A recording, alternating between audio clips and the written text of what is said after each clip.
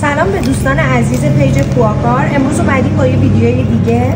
امروز تو این ویدیو میخوایم که این عایق با ضخامت 6 میل رو نصب بکنیم زیر رودری و ضخامت 9 میل رو داخل درها.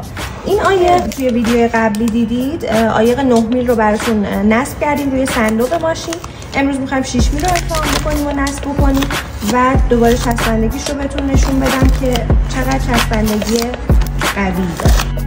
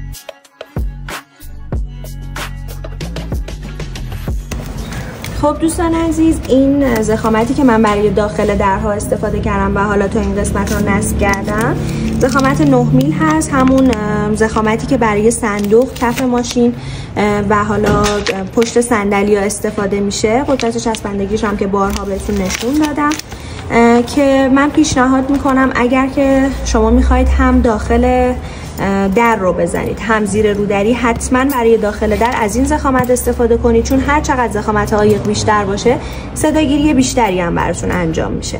و زیر رودری رو از ضخامت 6 میل بزنید. چرا میگیم از ضخامت 6 میل استفاده بکنید؟ به این دلیل که خارهای در جا بره و برای نصب به مشکل نخورید.